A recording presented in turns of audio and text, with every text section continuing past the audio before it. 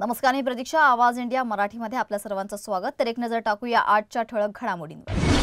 महाराष्ट्रात सध्या जोरदार पावसानं थैमान घातले. मुंबईसाठी ऑरेंज अलर्ट तर रायगड गोंदियासाठी रेड अलर्ट जारी करण्यात आलाय. सध्या मुंबईसह संपूर्ण महाराष्ट्र कोकण किनारपट्टीवर मुसळधार पाऊस कोसळते. तर मुंबई शहर आणि कोकण किनारपट्टीला सध्या मुसळधार पावसाने झोडपलंय. यामुळे अनेक ठिकाणी नद्यांना पूर आले असून जनजीवन विस्कळीत झालंय. तर काही गावांचा संपर्क तुटलाय. हवामान विभागाने दिलेल्या माहितीनुसार पुढील काही दिवस मुंबईसह ठाणे, नवी मुंबई आणि कोकणातील जिल्ह्यात जोरदार पाऊस कोसळेल तर असा इशारा देण्यात आलाय. यासोबतच येत्या 24 ते 27 जुलै 2025 दरम्यान समुद्राला मोठी भरती येणार असल्याने मुंबई महानगरपालिकेने नागरिकांना समुद्राजवळ न जाण्याचं आवाहन केलंय.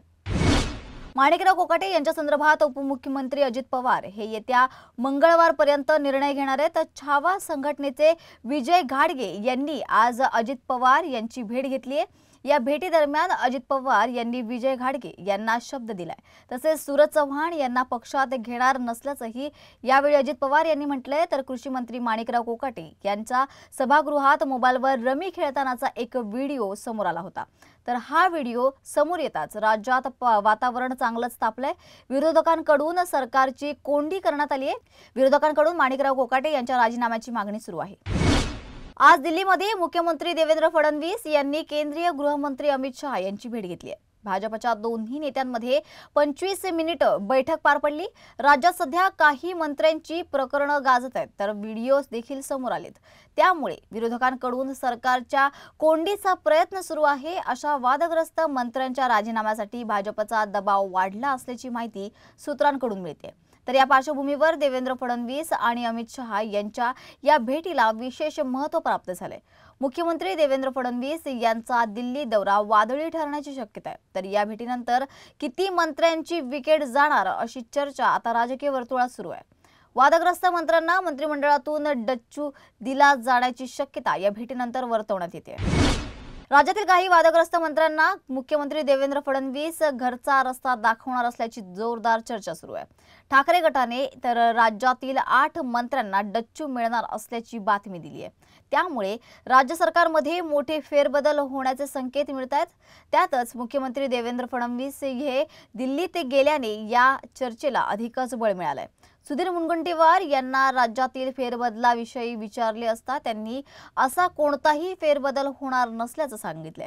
तर अशी कुठलीही चर्चा कोर ग्रुपमध्ये झालेली नाही. मंत्रिमंडळाबाबतचा कुठलाही निर्णय राज्यस्तरावर होत नाही, केंद्रीय स्तरावर होत असतो. अशा प्रकारचे काही बदल होणार असेल तर तो वेळेवर कळतो. पण सध्या असा काही बदल होईल असं मला वैयक्तिकरित्या वाटत नाही, असं सुधीर मुनगंटीवार यांनी म्हटलंय. रोहित पवार यांनी एक्सवर पोस्ट करत म्हटलंय की पत्ते खेळणाऱ्या कृषी मंत्र्यांचा राजीनामा होण्याची शक्यता असून उपमुख्यमंत्री अजित पवार दाखवत असलेली ही कठोरता सरकारमधील इतर मित्रपक्ष दाखवतील का? बॅगवाल्या मंत्र्यांच्या राजीनाम्याची ही महाराष्ट्र वाट पाहतोय. त्यांच्यावर देखील नेतृत्वाला कारवाई करावीच लागेल. बॅगवाल्या मंत्र्यांवर कारवाई करण्याची हिंमत शिंदे साहेब कधी दाखवणार असा सवाल त्यांनी यावेळी उपस्थित केलाय. धुळे येथील कृषी मंत्री माणिकराव कोकाटे थांबलेल्या हॉटेल बाहेर सकाळपासूनच विरोधकांनी जोरदार घोषणाबाजी करत आंदोलन केले. दुसरीकडे राष्ट्रवादी काँग्रेस, अजित पवार गट आणि माणिकराव कोकाटे यांच्या समर्थकांनीही हॉटेल बाहेर मोठी गर्दी जमवली होती. तर अजित पवार गटाच्या कार्यकर्त्यांनी कोकाटे यांच्या समर्थनार्थ उत्साहाने घोषणा दिल्या.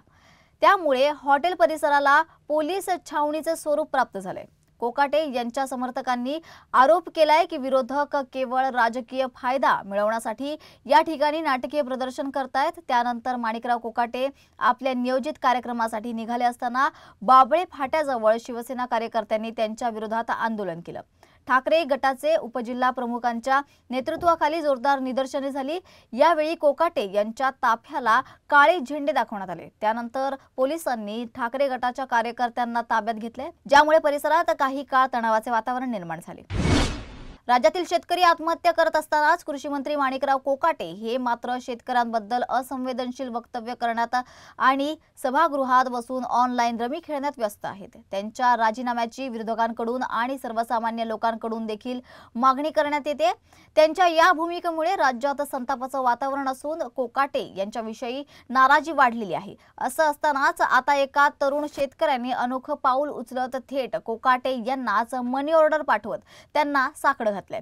नाशिकच्या निफाड तालुक्यातील देवगाव इथल्या योगेश राजेंद्र कुळे या तरुण शेतकऱ्यांनी शेतात पाणी साचल्याने आणलेले सोयाबीनचे बियाणे पेरता आले नाही, त्यामुळे पडून असलेले सोयाबीनचे बियाणे त्यांनी विकले आणि त्यानंतर त्या तरुणाने थेट राज्याचे कृषी मंत्री नामदार माणिकराव कोकाटे यांनाच वेगळ्या पद्धतीने साकडं घातले। बियाणे विकल्यानंतर त्यांनी त्याच्याकडे 5,550 रुपये हे मनी ऑर्डर कृषी मंत्री कार्यालय मुंबई इथे पाठवले असून हे पैसे वापरून माझ्यासाठी एक रमीचा डाव खेळा आणि काहीतरी जिंकून पाठवा अशी विनंती केली। राज ठाकरे यांनी नुकतंच मनसे पदाधिकाऱ्यांची बैठक बोलावली होती। राज ठाकरेंच्या कृष्णकुंज या निवासस्थानी त्यांची ही बैठक पार पडली। या बैठकीत राज ठाकरेंसह अनेक महत्त्वाचे नेते उपस्थित होते। या बैठकीनंतर मनसे नेते बाळा नांदगावकर यांनी विविध मुद्द्यांवर भूमिका मांडली आहे। त्यावेळी त्यांनी महाराष्ट्रातील महिला खासदारांचं कौतुक केलं। वर्षा गायकवाड, प्रतिभा धानोरकर, शोभाताई बच्छाव यांचे अभिनंदन केले। एका सदगृहाला पळून जावे लागल्याबद्दल त्यांनी या महिला नेत्यांचे अभिनंदन केले।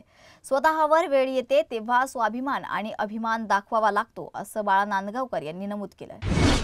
सर्वोच्च न्यायालयाचे विद्यमान सरन्यायाधीश महाराष्ट्राचे सुपुत्र भूषण गवई यांनी निवृत्तीनंतर कोणतेही शासकीय लाभाचे पद स्वीकारणार नसल्याचं म्हटलंय। निवृत्तीनंतर जास्तीत जास्त वेळ दारापूर, अमरावती आणि नागपुरात घालवणार असल्याचं गवई यांनी म्हटलंय। तर भूषण गवई हे सरन्यायाधीश झाल्यानंतर प्रथमच त्यांचे मूळ असलेल्या दारापुरात पोहोचले। त्यांचे आगमन होता संपूर्ण गावकऱ्यांच्या वतीने त्यांचं स्वागत करण्यात आलं। सरन्यायाधीशांना पाहण्यासाठी गावकऱ्यांनी मोठ्या प्रमाणात गर्दी केली होती। गावी पोहोचताच सरन्यायाधीशांनी लहानपणीच्या आठवणींना उजाळा दिलाय। त्यांनी आपल्या गावच्या जुन्या घराला भेट देत आठवणींना उजाळा दिला। गावातील विकंदर महाराज, राजेबुवा महाराज, हनुमान मंदिरामध्ये भेटी देऊन दर्शन घेतलं। गावामध्ये आगमन झाल्यानंतर गावातील शाळेतील चिमुकल्या विद्यार्थ्यांनी शाळेसमोर उभं राहून सरन्यायाधीश भूषण गवई यांचे स्वागत केले। यावेळी भारत माता की जय अशा घोषणाबाजी सुद्धा विद्यार्थ्यांनी दिल्या। तर एकोप्यानं राहणाऱ्या गावाचं प्रतीक म्हणजे हे दारापूर असल्याचं सरन्यायाधीशांनी म्हटलंय। मुंबईतील मंत्रालयात एक दुर्घटना घडली आहे। मुख्यमंत्री वैद्यकीय सहाय्यता कक्षाबाहेरच्या सिलिंगला गंज लागल्यामुळे तिथल्या काही भाग जो आहे तो कोसळल्याची माहिती समोर येते। मुख्यमंत्री वैद्यकीय सहाय्यता कक्षाबाहेर रुग्णांच्या नातेवाईकांची रांग लागलेली असते। आपल्या रुग्णालयाला सहाय्यता मिळावी यासाठी रुग्णांचे नातेवाईक रोज या कक्षाला भेट देत असतात। मुख्यमंत्री वैद्यकीय सहाय्यता कक्ष ज्या ठिकाणी आहे तिथील डेस्कवरील सिलिंगचा काही भाग कोसळला आहे। सुदैवाने या घटनेत कोणतीही जीवितहानी झाली नाहीये, मात्र त्यामुळे मंत्रालयात येणाऱ्या नागरिकांच्या सुरक्षेवर प्रश्नचिन्ह निर्माण झालं। गणेशोत्सवापूर्वी पीओपी मूर्तीबाबत मुंबई उच्च न्यायालयाने महत्त्वाचे निर्देश दिलेत।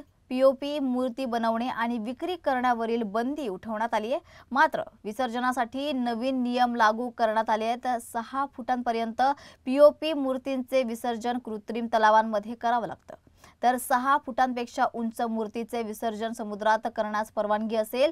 दुर्गा मूर्तींनाही हाच आदेश लागू राहील। या निर्देशामुळे मूर्तिकारांना मोठा दिलासा मिळालाय। माननीय उच्च न्यायालयाचे आम्ही आभार मानतो की त्यांनी संपूर्ण मूर्तिकारांचे म्हणणे नीटपणे ऐकून घेतलंय असं मूर्तिकारांनी म्हटलंय।